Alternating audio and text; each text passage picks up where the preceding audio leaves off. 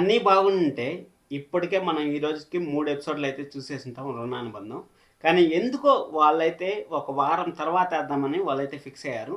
బహుశా నెగటివిటీ తట్టుకోలేక అంటే చాలా నెగటివిటీ అయింది జీ తెలుగు పైనైతే. అక్కడ సీరియల్స్ వస్తాయా రావా? కొత్త సీరియల్స్ ఏమున్నాయి? అసలు ఎందుకు ఎండ్ అయిపోయినాయి అనేసి చాలామంది అయితే యూట్యూబ్‌లో గానీ, ఇన్‌స్టాగ్రామ్‌లో గానీ ట్రోల్స్ చేసి అసలు అష్ట కష్టాలు పెట్టారని మనకైతే తెలుసు. ఆ అష్ట కష్టాలను తట్టుకోలేకైతే మొత్తానికైతే మనకు 'రుణానుబంధం' సీరియల్ టైమింగ్స్ అయితే రివీల్ చేశారు. అక్కడ మామూలుగా ఎలా వస్తాయంటే మనకు సీరియల్స్ టైమింగ్స్ చూసుకున్నట్టయితే ఫస్ట్ డేట్ అనేది రివీల్ చేస్తారు. డేట్ రివీల్ చేసిన తర్వాత శుక్రవారమో లేకపోతే శనివారమో మనకు టైం అనేది రివీల్ చేస్తారు. కానీ ఇక్కడ అలా కాకుండా కంప్లీట్గా డేటు టైంతో సహా అయితే ఇచ్చేశారు.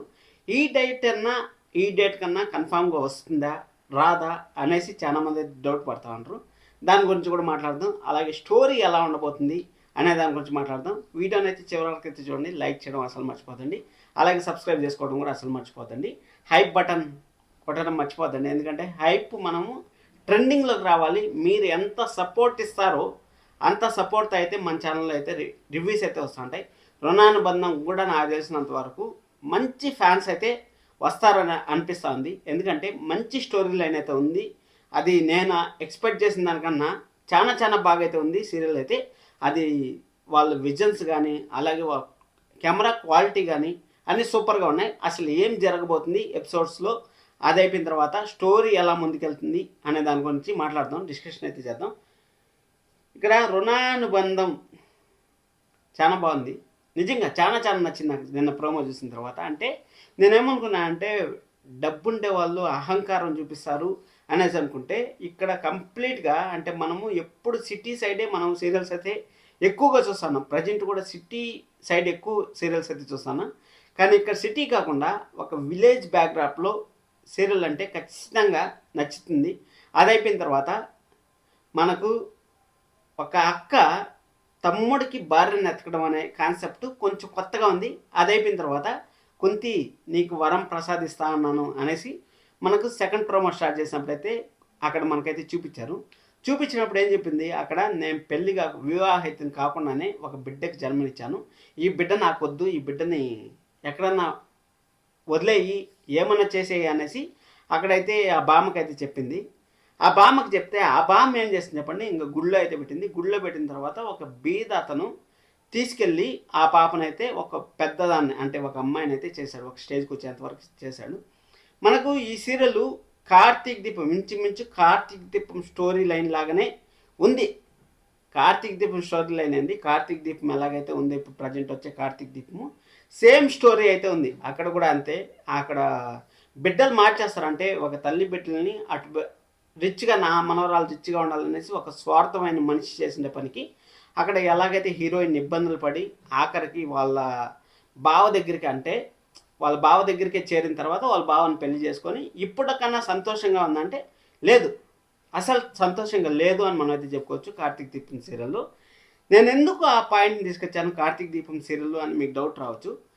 సేమ్ ప్యాటర్న్తో అయితే ఇక్కడ మనకు సీరియల్ అయితే వస్తుంది. ఏమంటే ఇక్కడ కన్న తల్లికి దూరం అవుతుంది. అంటే ఆ అమ్మాయికి తెలీదు ఆ కన్న తల్లి వాళ్ళ అత్త అవుతుందో లేకపోతే వదిన అవుతుందో అమ్మ అవుతుంది, ఎన్ని రకాలుగా. అసలు ఒక ఇంట్లో ఉంటే అత్త అని పిలుస్తారు, వదిన. ఎందుకంటే అక్కడ భార్య భర్తకి ఆడబిడ్డ అయితే వదిన అవుతుంది, అక్కడ వదిన అని పిలవచ్చు. అది అయిపోయిన తర్వాత వదిన అంటే అమ్మతో సమానం అని మనం అంతే అంటాం. ఆ విధంగా సొంత అమ్మైనా కానీ నోట్లోంచి బయటికి చెప్పలేదు. ఎందుకంటే అక్కడ మనం చూసుకున్నట్టయితే మీరు బాగా గమనించినట్టయితే ప్రోమోలో మనకి ఎవరు సైడ్ క్యారెక్టర్లను చూపించకపోయినా కానీ మనకు చామంతి సీరియల్లో వాళ్ళ నాన్నగారిని అయితే చూపించారు. అక్కడ అది అయిపోయిన తర్వాత అమ్మాయి గారి సీరియల్లో వాళ్ళ నాన్నగారిని అయితే ఒక సైడ్ ఒక యాంగిల్ మాత్రం చిన్న యాంగిల్ మాత్రం చూపించారు. అంటే ఇక్కడ సైడ్ యాక్టర్స్ కూడా పెద్ద యాక్టర్స్ ఉన్నారు కాబట్టి ఖచ్చితంగా మంచి టైం స్లాట్ ఇస్తారని నేనైతే ముందుతోనే గెస్ చేశాను. ఎందుకంటే స్టోరీ అనేది ప్రజెంట్ ఉన్న సీరియల్స్లో ట్రెండింగ్లో ఉన్న సీరియల్స్ ఏదైనా ఉంటే ఒకప్పట్లో సీఈఓలు ఒకప్పట్లో ఆఫీసులు అవన్నీ భలే ఉండేవి ఒకప్పట్లో చూసేకి. ఇప్పుడంతా కిడ్నాప్లు, సీఈఓలు, ఆ ఆఫీస్ గొడవలు, ఆస్తి తగాదాలు వాటి గురించే వస్తున్నాయి. కానీ ఇక్కడ సెంటిమెంట్ డ్రామాస్ అనేది తగ్గిపోయినాయని మనం అయితే చెప్పుకోవచ్చు. ఇప్పుడు మనం మేఘ సందేశం తీసుకున్నా కానీ వాళ్ళ అమ్మ కోసం అనేసి భూమి ఎంత కష్టపడతానో మనం చూస్తాను. వాళ్ళ అమ్మ చనిపోతే వాళ్ళ అమ్మని చంపింది ఎవరు అనేసి తెలుసుకునేకి భూమి ఎంత కష్టపడతామని చూస్తాను. అది రొటీన్ స్టోరీ. అలా అదైపోయిన తర్వాత జగదాత్రి సీరియల్ కూడా వాళ్ళ అమ్మకి ఒక న్యాయం జరగాలి అంటే వాళ్ళ అమ్మ ఎలాంటి తప్పు చేయలేదు అనేసి వాళ్ళ అమ్మకి న్యాయం జరగాలి అనేసి జగదాత్రి సీరియల్ కూడా సేమ్ ప్యాటర్న్లో అయితే వస్తుంది.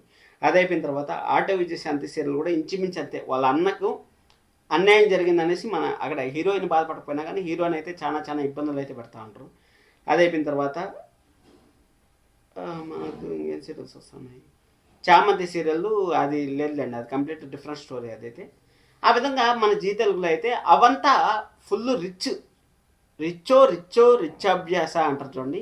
ఫుల్ రిచ్ ఫ్యామిలీలు కాబట్టి అవంతా వాళ్ళైతే రిచ్ ఫ్యామిలీలకు మనం తోగం కాబట్టి ఆ రిచ్ మనకు వదిలేండి. ఇప్పుడు ప్రజెంట్ అయితే పక్కా విలేజ్ బ్యాక్డ్రాప్లో అంటే కొంచెం ఏజ్డ్ పర్సన్ అయిన తర్వాత ఖచ్చితంగా చెల్లి తమ్ముడు అక్క తమ్ముడు అన్నాక ఒక 5 years ఉంటాయి, 10 years ఉంటాయి. 10 years వరకు ఏజ్ గ్యాప్ అయితే ఉంటుంది.